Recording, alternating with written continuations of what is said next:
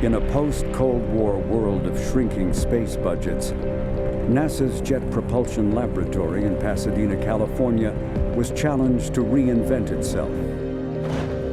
The lab's new assignment from NASA: land safely on Mars in a revolutionary new way. Mars is the hardest planet to land on, and I want you to do it cheaply. But could it be done? And who was brave or foolish enough to sign up for such a risky mission? Nobody else wanted the job. They were afraid to death of it. The rest of the lab was going, what are these guys doing? Because all they could see is the most embarrassing failures possible. Added to the challenges was the addition of an unexpected passenger. That silly little rover. It was not popular with anybody. Command error. What's going on now? What's broken now? This thing's falling apart on me. If you crash, you're going to crash and burn big time. You're not allowed to fail. Don't you dare fail. Do whatever you need to do, but don't fail.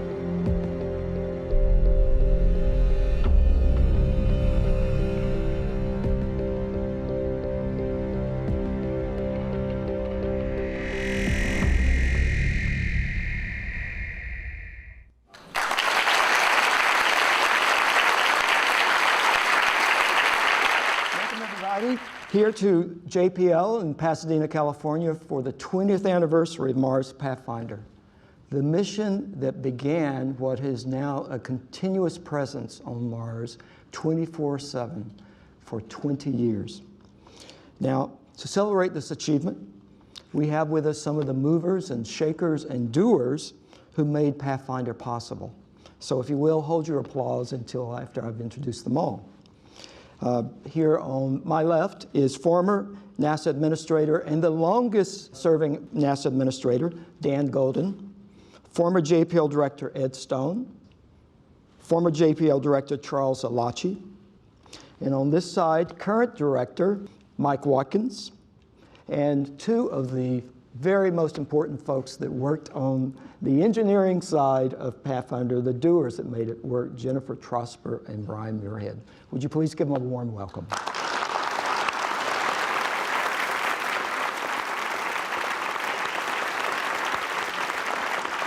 Thank you. That is indeed a warm welcome. Yeah. So Mike, why don't you start us off? What is it about this place called Mars that's so special for people? You know, I think Mars holds a special place in everyone's heart because it looks a lot like the Earth. I mean, it looks like a place we could live. It looks like a place that that we understand and we could be at home on. And you know, it begs the question of what was its history and how did it get the way it is? And you know, could there have been life there? Could it have been habitable? And you know, I think it goes back a long time that people have wanted to answer those questions and to get there. And you know, I believe that Pathfinder in particular, you know, it helped us understand a new way of exploring planets. You know, you could argue that Viking as the first planetary lander sort of pioneered in situ science, but that was kind of a one-off mission. And I think Pathfinder showed us not only that mobility can be useful, but the notion of an ongoing interactive exploration of a planet, a voyage of discovery, a mission of discovery, of continuous discovery, is something that we really learned from Pathfinder. And not only have we continued to extend that legacy, as you mentioned, for 20 years on Mars with bigger and better rovers as we try to understand and unlock the mysteries of Mars and answer these questions, but it's a paradigm that we talk about using even for Europa now.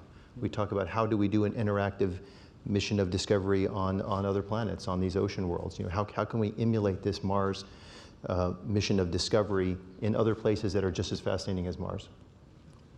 Now, I'd like to set the stage now as we go back 20 years to a very different time when a lot of change was happening. And I think this clip you're about to see will set it nicely for us.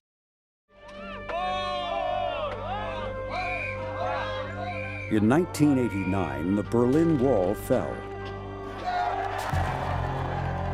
marking the beginning of the end of the Soviet Union, the end of the Cold War,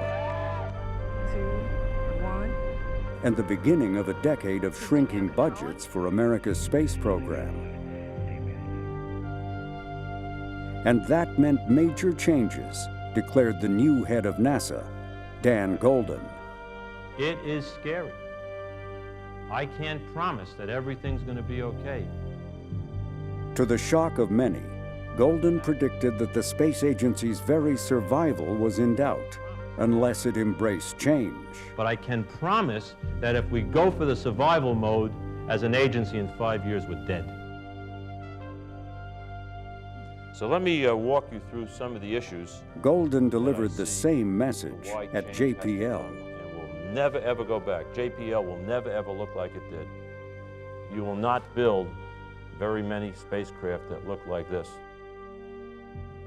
You got to erase that from your mind. He wanted JPL to show how all of NASA could approach its work differently in the post-Cold War world. A concept Golden called faster, better, cheaper. Part of his charge was, in fact, to oversee the transition of the agency to a new direction, new scale missions, and science in particular. The Jet Propulsion Lab is going to be the catalyst to change the whole NASA space program. So I was trying to understand exactly what kinds of things he was trying to promote and how we could then make them real. Our job was to make them real.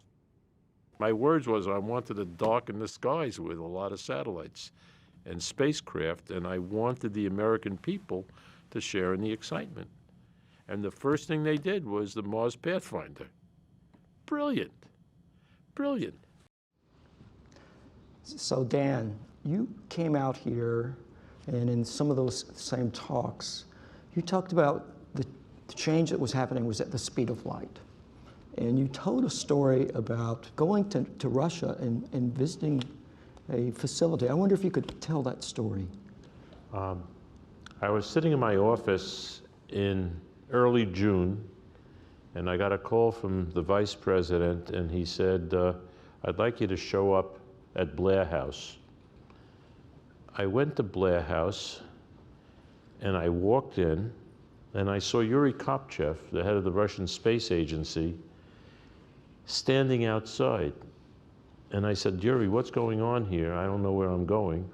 And he said, well, the head of the National Academy of Sciences of Russia wouldn't let me into the meeting. I walk in, and there is Boris Yeltsin sitting on the other side of the table, and a whole variety of people from the Russian Space Agency, and me. And I walked up to Boris Yeltsin through a translator and said, my colleague, Yuri Kopchev, is not allowed in the room. And the head of the National Academy of Sciences from Russia, he had flames coming out of his nostril. It was unbelievable. And they asked Yuri to come in, and I was then working for President George H.W. Bush, Bush 41.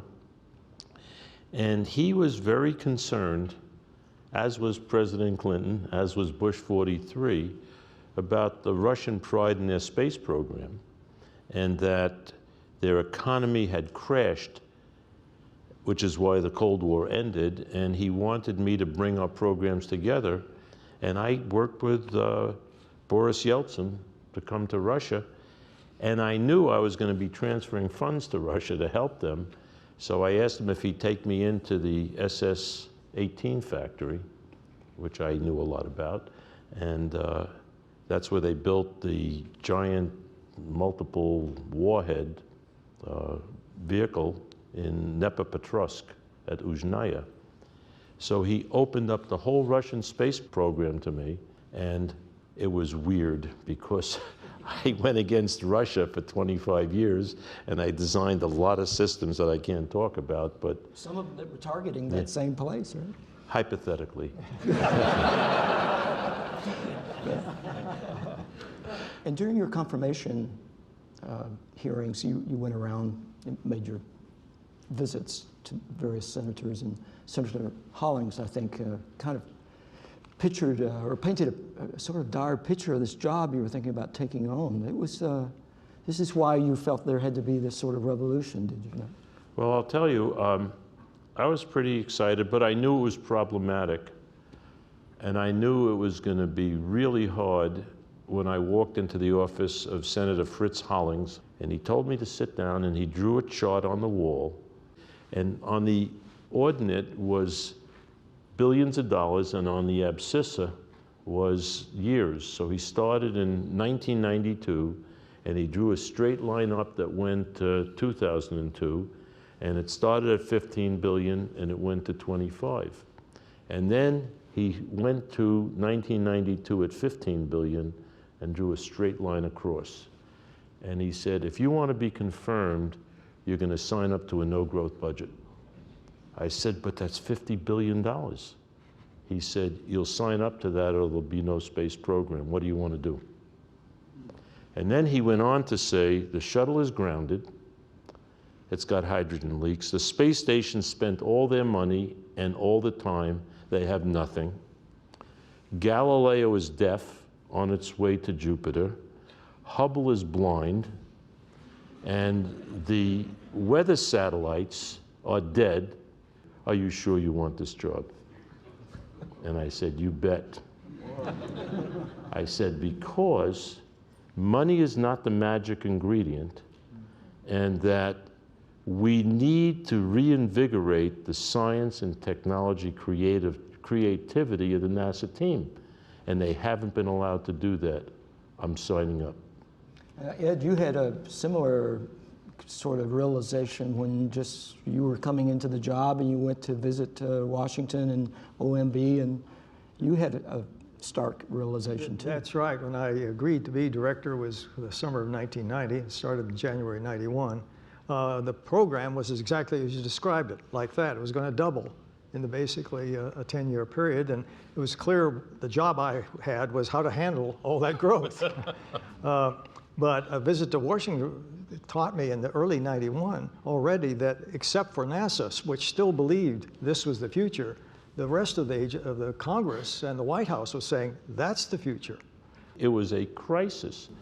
And I know that you and Ed worked very closely on this, and Ed, when given this opportunity to take on Pathfinder. We worked closely, but he executed. Yes, I gave directions. That's right. That's right. It was to make it real, as you said in the clip. That's right. 3 years to launch, less $150 million. Land on Mars, $150 million. Now, it had a rover, which they added 25 for, because, again, that was part of the advanced technology. But it was a challenge, clearly. It was a major challenge and a major risk that the laboratory took to do this. But it really exposed the innovation that is possible. And we had to do something bold. It just couldn't be another orbiter, another this, another that. It had to be really hard. And when you compare what it cost for Viking, that was billions.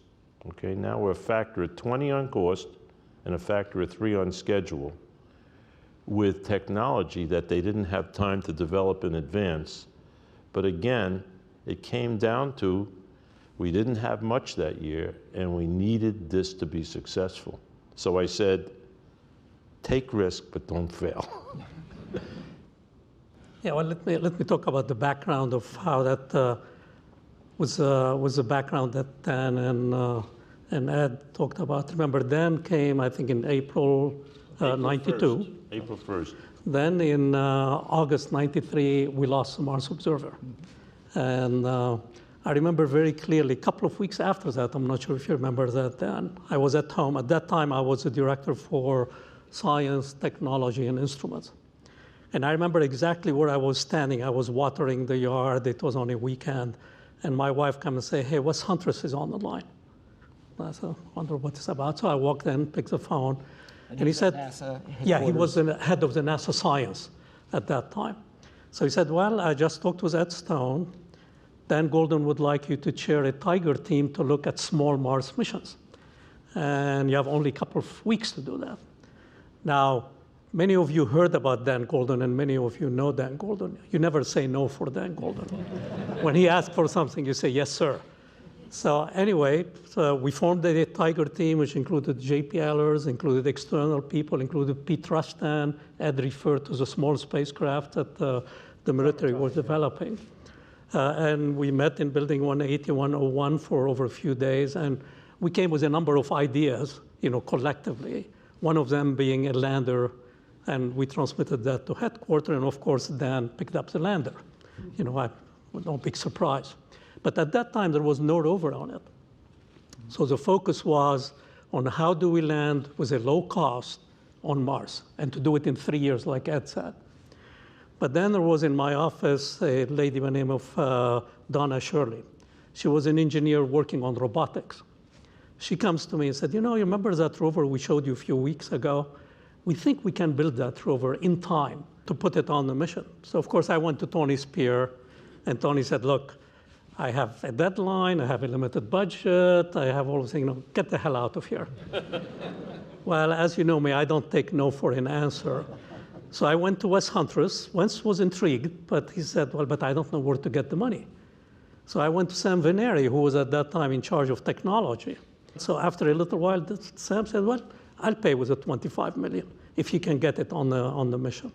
So I went back to Wes, and Wes told me, well, give me 24. Sam came to me. Yeah, well, let me continue this story. So Wes told me, give me 24 hours, and I kind of guessed what he wanted the 24 hours for. So by the time I got here, Wes must have talked with you. Dan said, this is a bold thing we want to do in addition to the landing. And that's how, and of course, when Wes said, let's go ahead, and then Ed said, go ahead, and Tony Spears said, yes, sir, moving on that. And that's how the rover came about. And look at the legacies that that little rover have led to Spirit, Opportunity, Curiosity, and then Mars 2020.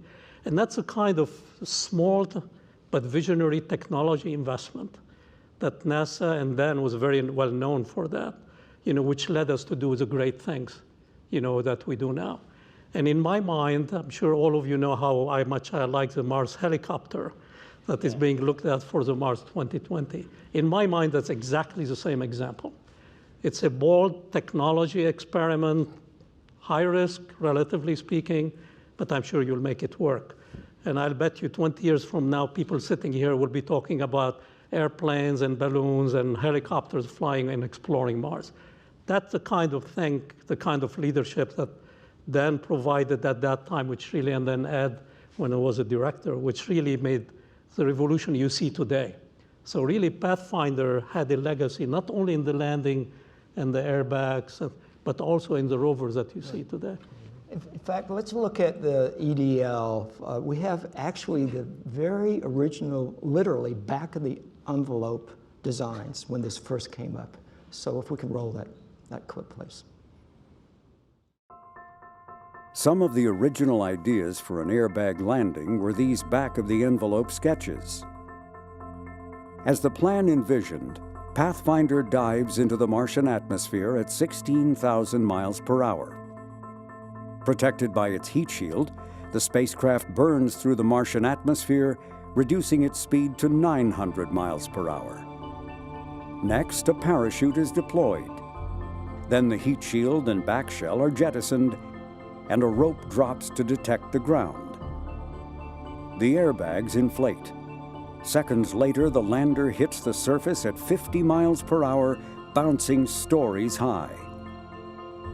After the lander finally comes to rest, the airbags deflate, and an antenna rises up, transmitting back to Earth the news that the lander is, somehow, still in one piece. Brian Muirhead. Piece of cake, Brian. That's right. Now, that's what I was going to say. How did you feel about this mission when you took it on? Well, it's interesting. I was in a really nice job at that time. I was a section manager. And I ended up talking to Charles Lachi about, well, this is a pretty crazy mission. It's not clear it's going to get funded. What should I do? He said, well, just stay where you are for a minute, a little while longer, and let's see what happens to the budget. When the budget came through, then I jumped to Tony's call. And from that point on, it was my job to staff the team that would design, build, test, and operate this spacecraft.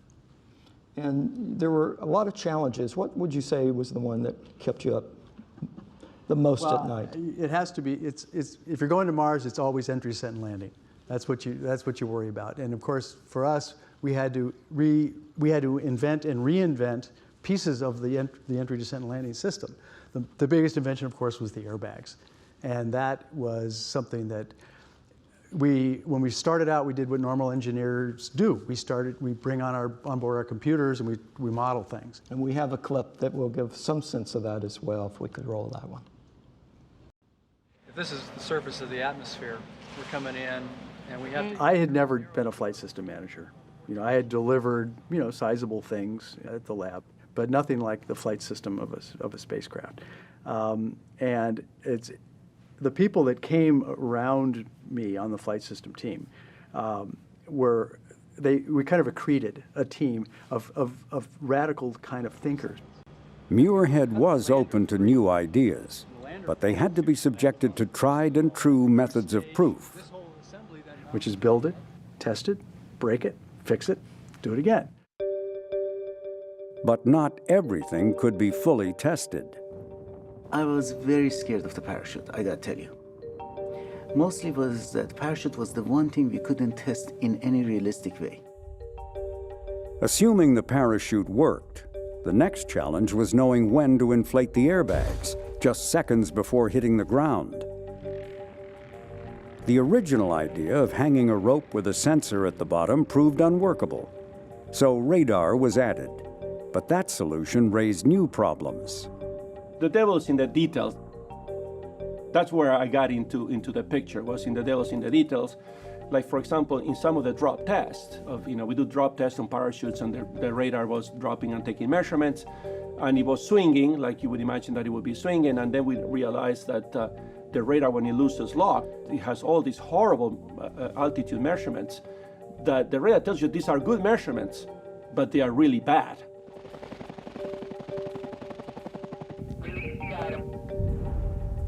To increase the chance of a safe landing, rockets were added in hopes of further slowing down the lander.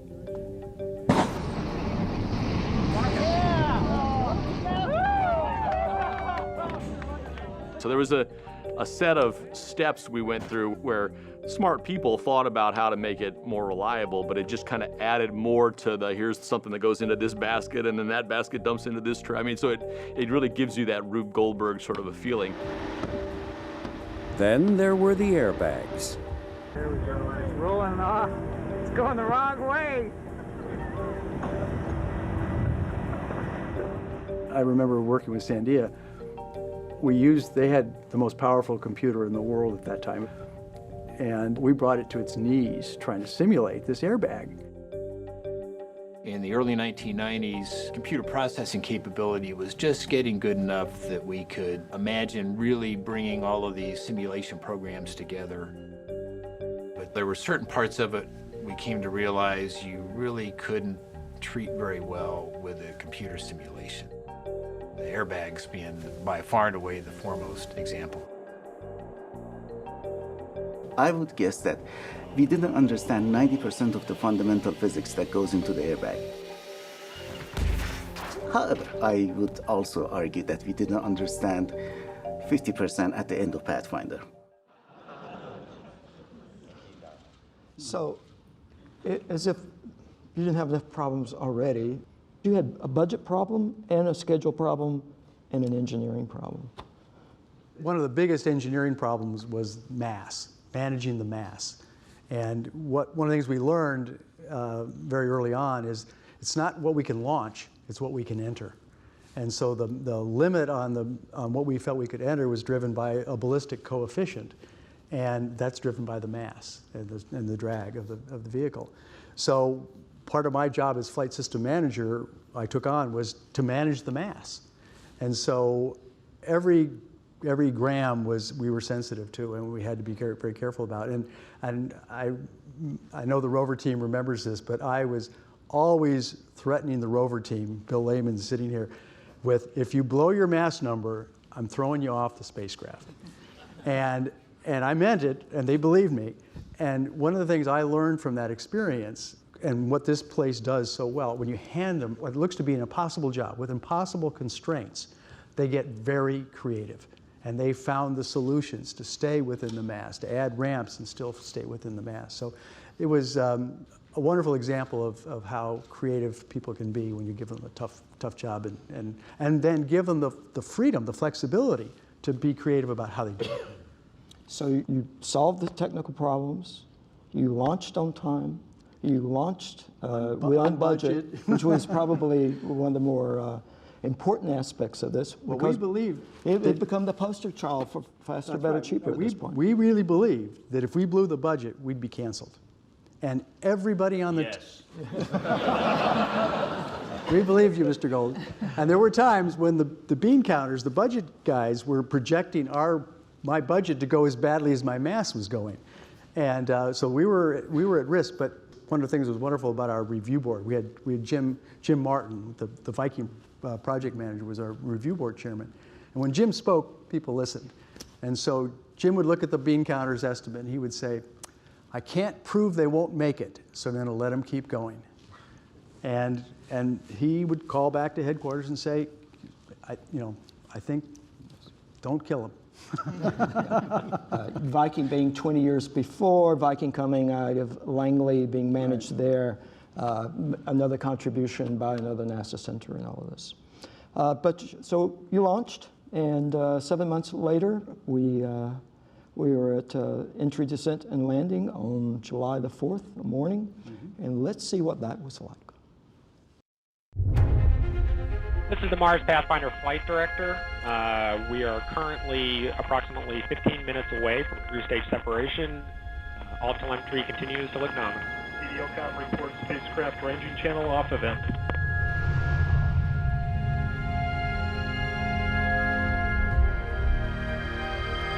EDLCOM reports cruise stage separation. All right, this is the Mars Pathfinder flight director. We have confirmed that cruise stage separation has occurred. All right, we will now pass EDL operations to our chief engineer and entry, descent, landing lead, Rob Manning, who will report the real-time EDL status. Really, there's these few minutes where everybody wants to know what's happening, and you just don't. It's scary, and at the same time, it's exciting as hell. The spacecraft now is about 7,500 kilometers above the surface of Mars. It's still traveling at about 7.4 kilometers per second. Very fast. We were all apprehensive. There were so many things that could have gone wrong, and everything had to go right. 30 seconds till entry. The spacecraft is now slowing down very rapidly.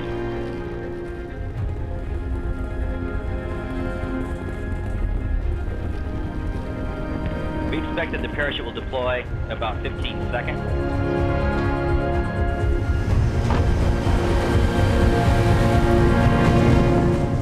Parachute should now be deployed.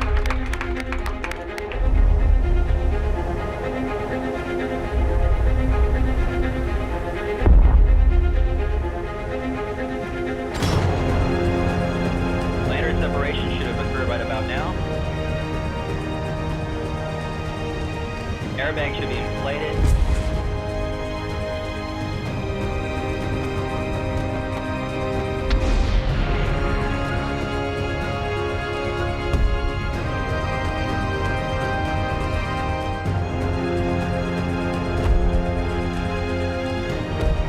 EDLCOM, a weak signal is coming in and out of the spectrum.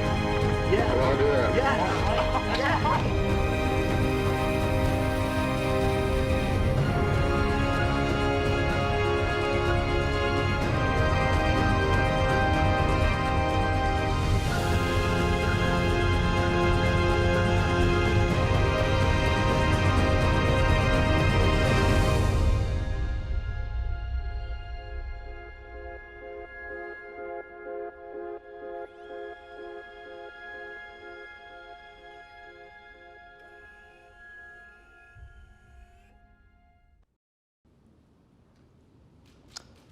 What a moment. Jennifer, take us there. What happened then? What happened at that point? Well, it was crazy exciting because everybody was screaming and jumping around. And I actually think, I remember we got a call from JSC, somebody passed along that they weren't happy with the demeanor of the operations people and that we needed to kind of take it easy and be more controlled in the mission support area. And, but my job was, after landing, I was the flight director for the team of folks who had to do the interactive deployments and things we needed to do to get the rover off the lander. So one of the first things we did is we had to deploy the camera mast so that the camera could look for the sun, and then based on where the sun was, we could figure out where the Earth was and then point the high gain antenna towards the Earth, and then take and send down those very first images of Mars, which are the picture of the rover on the pedal in its hunched down position. And so I had a procedure, we were very well practiced. We'd done a lot of tests that had gone very poorly. So we had a lot of experience, a lot of contingency plans based on things not going so well to date for those kinds of tests. The reason, one of the things about doing tests like that is not only are you trying to figure out how to do the operations on Mars, you're actually also trying to simulate the universe. And that's the hard part of those tests, where you have to get the sun position right and Mars position right and all that. And so those tests were always a lot more complicated than actual operations, which is a good thing. So initially, the very first thing we wanted to do was get those images down to see that what the landing site looked like and the rover on the pedal. And I remember getting those images down, and we were printing them out on printers, right? That's where we were at.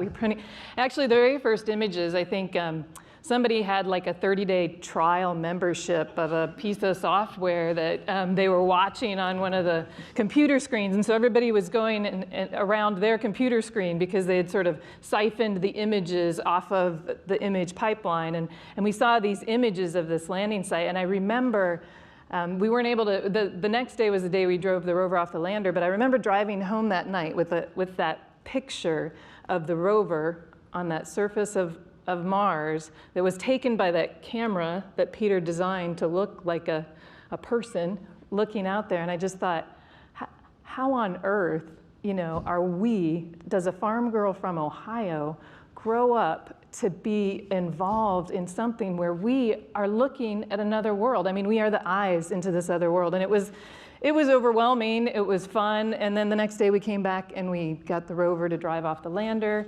And then the public got so engaged, and it was just a great experience. I want to talk about the... Could I jump in here, because the public being engaged, the internet was just coming of itself. And although it isn't recognized, JPL was a pioneer in the huge overload that was on the internet. They thought about it in advance, the work got done. And I don't know if the world knows what an incredible communications job and computer job that they did. It was phenomenal, absolutely phenomenal, which led to the public being involved in such a large, exciting experience. If you think about it, it's a bit like today with social media being so important, and that was a pioneering moment in the use of the internet and communicating about the space program. We were rather primitive, though. We mirrored sites around the world where we sent the data, so we wouldn't swamp out the JPL servers. So that allowed us to get the data out around the world. But that wasn't primitive, it was genius. Now, the number I remember is 670 million hits over a three-month period or something like that. It was the biggest thing. It was the biggest thing. Today, that's trivial. At that time. At that time, it was huge, and it's because all the server companies were happy to have access. I mean, this was helping them create the market for the internet. So in that sense, it really stimulated that whole area. So there was creativity just across the whole basis. Now, I can't let this opportunity go by, Jennifer, without telling this, at least one of the couple of stories you've told me about your interaction with Dan that day, as if you didn't have enough to worry about as a flight director. Can you at least tell one of those two stories?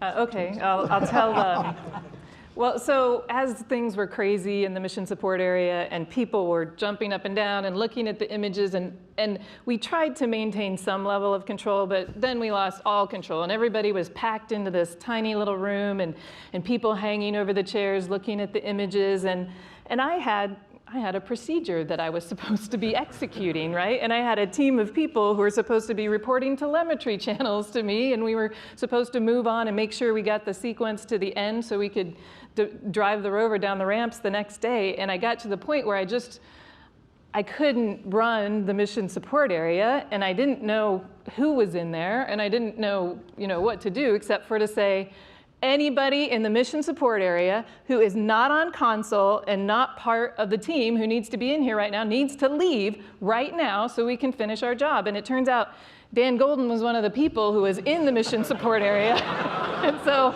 I kicked him out and he left and we got things under better control so we could finish out the activities for the day, for the SAL. You did the right thing.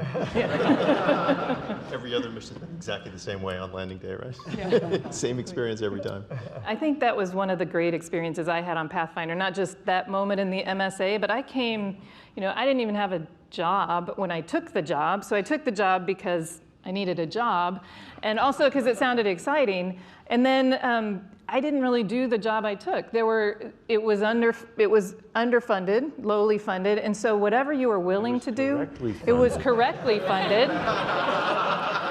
It was funded such that people could be innovative and could take ownership of a whole bunch of stuff, right? And I was in my 20s. I guess, well, it's 20 years ago. I was 10. No, I'm just saying. No. I was in my 20s, and I had nothing better to do except for this and play volleyball on the weekends, right? So I was there all the time. And I will say, the people, right? I mean, that opportunity to be surrounded by a small but insanely excellent group of people that I was able to learn from, and is what has brought me to where I am today, because I learned from Rob Manning and Miguel San Martin, and I know cruise attitude control now, and I know the surface high gain antenna pointing, and all these things, but there's a group of people, and so it really was significant the way that the structure allowed people to do as much as they were willing and able to do, and just learn an incredible amount. And I don't think you were prepared as a team for the public reaction to this. No. And I know it. You had a very personal kind of public reaction too, didn't you? Well, I did, and it's interesting because I guess they played the CNN footage at some of the prisons around the area, right? And so I got letters, and was it Joe Courtney, who was the head of security at the time? I don't remember. He would just regularly come into Building 230 and deliver me a little stack of letters that were from federal prisoners, saying they wanted to go to Mars, or it was great what we did, one day I got a letter from one day they put an article in Parade magazine that just said what I had done and had a picture of me. And I got a letter from a lady in Texas who had seen that article in Parade magazine, and I put it on the stack of letters with the federal prisoners. And the letter said, I have a son who's in the Air Force, and if you were ever willing to give him a tour of JPL, I'm sure he would love to come, right? And so I put it in my stack of letters. And then probably 3 or 4 months later, I had decided to reply to all the letters. I don't know why I decided to do that. So I wrote this lady, and I said, sure, if this guy from the Air Force wants to come and visit JPL, I'm happy to give him a tour. And it turned out that day he didn't know his mom had written the letter. It was clear she was trying to set us up. But he actually had quite an interest in JPL, so he took me up on the offer, came out. He was looking at going to test pilot school at Edwards Air Force Base, came out, I gave him a tour, and 2 years later, we got married. So, so no matter what, Pathfinder's my favorite mission. All right, moving on. One thing I wanted to comment on that Jennifer just touched on, I think one of the great legacies of Pathfinder and the Mars program is it allowed us to do engineering the way engineering is done, which is have the same people do a mission, learn what they did right or wrong, and then do another one, and then do another one. And a lot of the same people, as Jennifer mentioned, Rob and Miguel and Richard Cook and all of these people, did Spirit and Opportunity, did Curiosity. Some of them are now doing 2020 as well. And so really an amazing cadre of engineers who spent their whole career building these Mars missions and building them the right way, building them successfully. And that has been something that's really difficult to do in the agency. The fact that Mars is relatively close, so you can send missions every 26 months, it allowed us to really build up this knowledge, a knowledge base that we really haven't had for any other planet. And it's been a fantastic experience. And I think that's a lot of the secret to the success is really that. It's that ability to learn from mistakes and have the same people keep doing the work and not forget it for 20 years, as Brian said, after Viking. There was nobody around really from Viking anymore, but the folks on Curiosity were the same ones from Pathfinder. You arrived at the lab about the time of Pathfinder, I think. A few years before. A couple of years. Yeah. What kind of importance did Pathfinder had in the advancement of where we've gone? Well, as I mentioned, I think Pathfinder really taught us two things from the scientific and from the mission perspective. I think we really wanted to do these robotic explorers. Now, Pathfinder was somewhat constrained in how far it could backpack, right, because of the base station and the way it was designed. But our other rovers really were traveling robotic geologists. And I think that's really a paradigm that we learned, and Curiosity's was the biggest investment we had, and we again tried to build on that legacy. But you go in thinking we're going to drive this thing for 2 years, and we're going to go to places we've never seen before, and that's something that really started with Pathfinder. But look around sniffing rocks that were as far as it could get, and then Spirit and Opportunity, going even farther and building on that. And then I know, from myself, I did not, was not an engineer on Pathfinder, but being on Curiosity, being able to work with the team that had been successful on that mission and other missions, it gives you a lot of confidence. And you can sit there and go over a lot of things that can go wrong. You can think through a lot of scenarios, and it was just a wonderful experience to be able to work with a team that had that much experience on Mars. And we often went, Jennifer and I worked on Curiosity together. We would go back and look, okay, what did Mur do here? On Spirit and Opportunity, what went right? What went wrong? What can we fix? Now Jennifer's on 2020 looking at, okay, what went right on MSL? What can we do better? How can we be smarter about the operations and the engineering? And so it was just a great experience. I do these oral histories with folks that past, present, and I almost always ask them about faster, better, cheaper, and where's the needle? Where has it gone? Has it gone too far one way or another? And it's amazing to me the number of people who say we've gone too far away from faster, better, cheaper. I hear that all the time. I think the trick is to go back to your processes and look at what has accreted that is relatively low added value, right? So a lot of times we have ways of doing things that have built up due to conservatism and maybe not direct high value return. And we don't always go back and reanalyze those processes. So I think part of what the whole leadership team is doing is going back and looking at the way we do our work, looking at what can be streamlined, looking at where technology has advanced to where the failure modes that we used to have in electronic parts are no longer the failure modes that you have in modern electronic parts. And so you can change your process, you can streamline your processes. There's a lot of advances in software, auto coding and other kinds of things that you can do with advanced IT and advanced compilers that reduce the error count in software. So I think we're looking at where we can take advantage of new technologies, and we're asking our leadership team to go back, working with engineers, with you guys that are in the lab. You often know a lot of what steps are value added and not value added, and we want to make sure that bubbles up. And as you heard Brian say, that's a lot of what made Pathfinder successful, was empowering individual engineers in their workplace to say, this is not the best way to do this. I know a better way to do this, either because technology is advanced or because I'm smart or because I've just sat here for 10 hours working on this thing and I know what I'm doing in a single shift. And we're trying to make sure that we get that empowerment down to the lowest levels by working with the line organizations. I think what would also help us is alignment with headquarters, with the agency. So there are times at which the agency strongly advocates technology demos, Class D and Class C work, and there's other times when they don't. So Cassini, for example, is a Class A mission, or Mars 2020. These are missions that the risk is intended to be driven fairly low. But there are other times when the agency can incentivize taking chances and can incentivize streamlined processes, as they did with Pathfinder. And we're actually starting to see more of those missions coming. Charles Olachi mentioned the helicopter.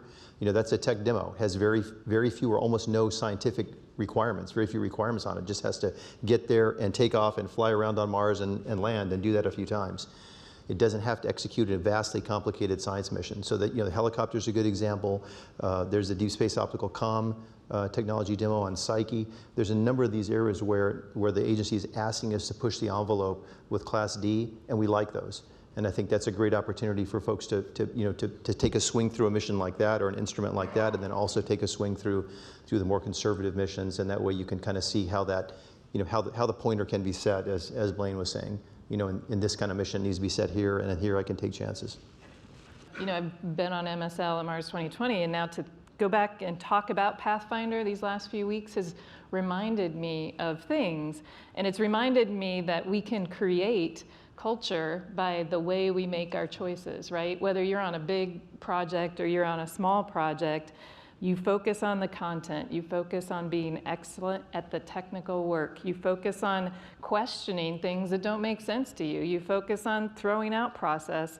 And I actually told Richard, I said, you know, I am reinvigorated to completely ignore my management.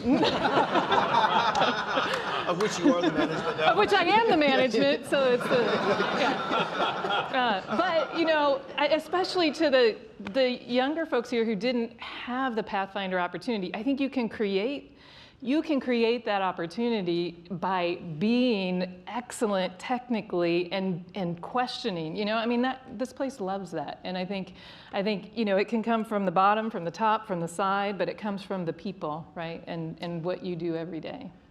You know, I think of Charles. You oftentimes use that phrase from Teddy Roosevelt of "dare mighty things," and part of what Pathfinder put in motion was the daring of audacious things, and curiosity being a very audacious thing to do, as well as a mighty thing. You know, I mean, every explorer, they have to dare mighty things if they want to push the limit.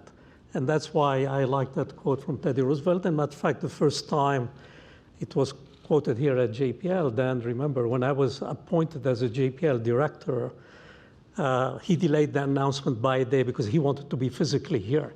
I remember, so he came and he looked at all the employees and looked at me, and he quoted Teddy Roosevelt about daring mighty things. And now you see it all over or overlap because you need to do that. I mean, in our business, if you don't dare mighty things, if you say this is too difficult, you have given up. But as long as you really try hard to make it happen.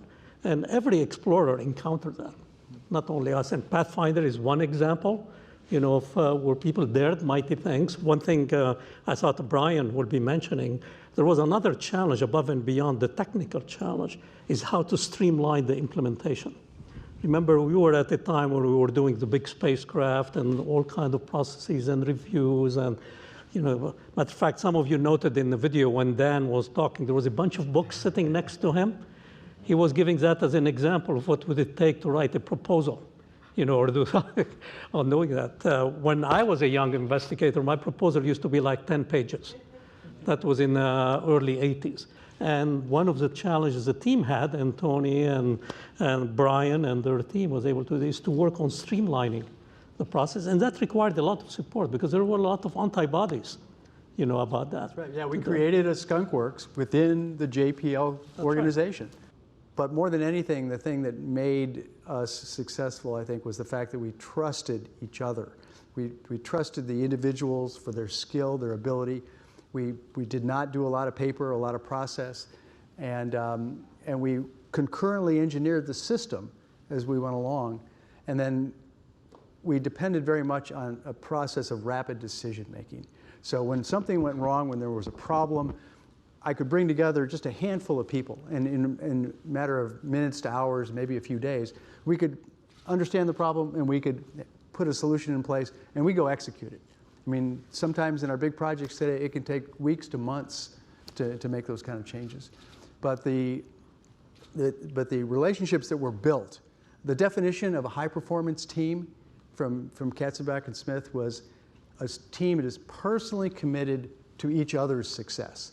And I think we had that. So that was another daring, mighty things, but in a different aspect. It was in a management One interesting part of that is, that we talk about the scientific, the programmatic legacy, the people legacy of Pathfinder, all of which were fantastically successful. I think we still, you'll get a kick out of this, Dan, and Brian knows this more than anyone, we struggle to retain that streamlined sense of innovation, because the natural tendency is to then become more conservative, make the next one bigger and better, and make it work. And I think the breath of fresh air that Pathfinder was is something that's still needed, because we become more and more risk averse, as an agency. I think you're absolutely spot on. I really challenge all of you to listen to what your director said, and don't keep doing things because they're safe. You have to lead in technology and science. Don't get complacent with success. Always be nervous and always push the limits. Well, Dan, as usual, you get the last word. and I want to thank all the panelists for being here. It's been a very interesting hour discussion, and we're going to close out by reflecting with a video on what has happened in the last 20 years at Mars. It's very impressive. Thank you all for coming.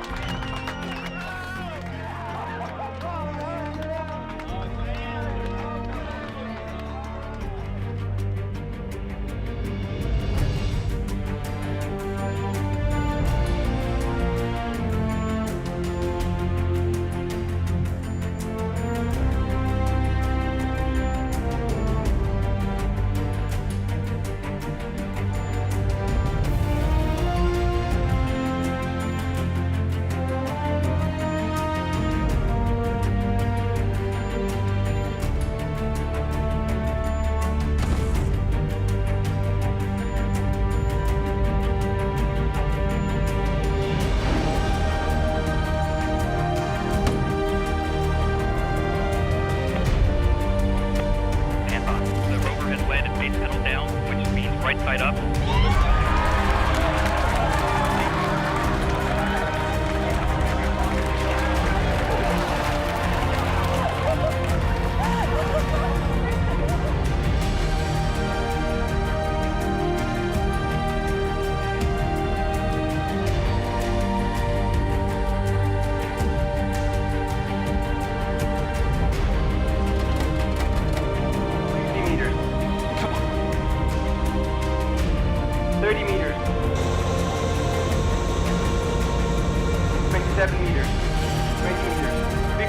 Standing back for touchdown.